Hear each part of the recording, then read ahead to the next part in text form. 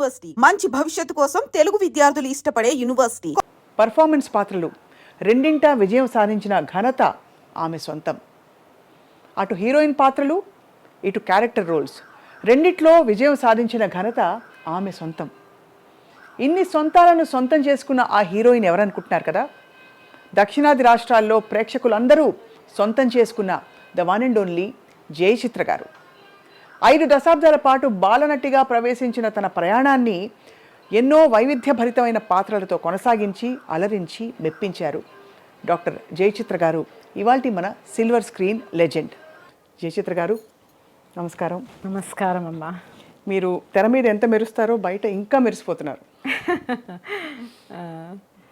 First మా I dream ప్రేక్షకులకు అందరికీ నా వందనములు, నా నమస్కారాలు తెలియజేసుకుంటున్నాను మీ ద్వారా.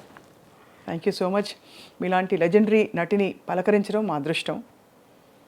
ఇంట్లోకి రాగానే ముందు ఈ కుర్చీని గమనించాను. ఇది స్పెషల్ చైర్, బ్యూటిఫుల్గా ఈ షాల్ అది కప్పు ఉందని. ఇది మీరే ఏర్పాటు చేసుకున్నారా? మీకు అంటే is it a special seat? దీనికి ఏమన్నా సిగ్నిఫికెన్స్ ఉందా అండి? అంటే పూజలు చేస్తున్నాను కాబట్టి ఎక్కువ ఐ ప్రిఫర్ దట్ ఆ సీట్ కొంచెం ఒక పవిత్రతని మెయింటైన్ చేస్తే బాగుంటుంది అనేది పెద్దలు చెప్పారు, నాకు అది అనిపించింది. సో అది అలా కంటిన్యూస్ సాధారణంగా చేసాము, అది పర్మనెంట్ అయిపోయింది అలాగే. అలాగే ఎప్పుడు మీరు నడుస్తూ ఉంటే, మీరు వస్తూ ఉంటే కూడా ఒక ఆరా మీలో కనిపిస్తూ ఉంటుంది. బహుశా ఆ పూజలు మీ జీవితంలోని ఎక్స్పీరియన్స్ అంతా కాచి వడబోసినట్టు వచ్చి ఉంటుంది మీకు అనిపిస్తోంది. మిమ్మల్ని యాక్చువల్లీ పలకరించేటప్పుడే రోహిణి గారు అని పలకరిద్దాం అనుకున్నాను.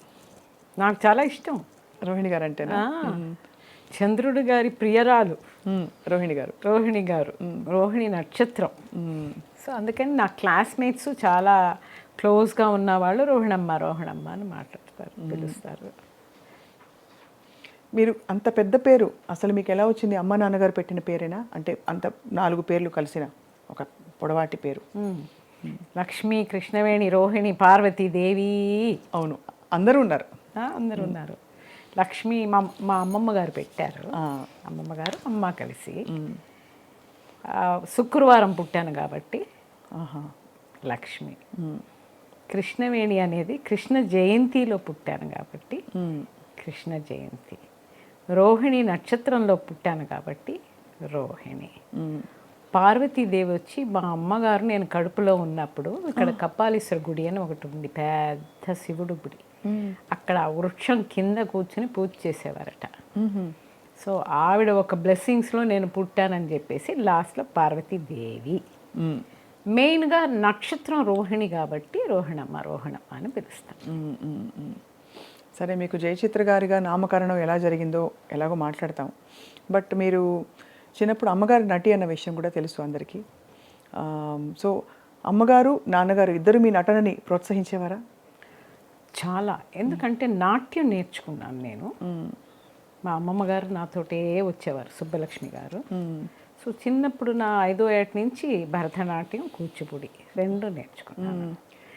అది నన్ను ట్రావెల్ చేపించి సినిమాకి. ఇంకా సినిమాకి వచ్చిన తర్వాత కరెక్ట్ అయిన చేతుల్లో పడ్డాను.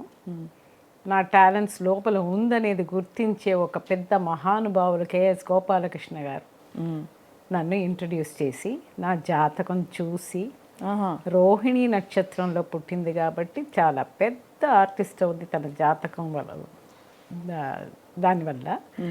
అండ్ సో జయము, చిత్రము. జయం అంటే విక్టరీ, చిత్రం అంటే సినిమా. ఇవి 2 కలిపి జయ చిత్రాన్ని నేను నామకరణం చేస్తాను అని చెప్పి ఆయన మార్చారు. అలా మొదలైంది మీ ప్రయాణం. కానీ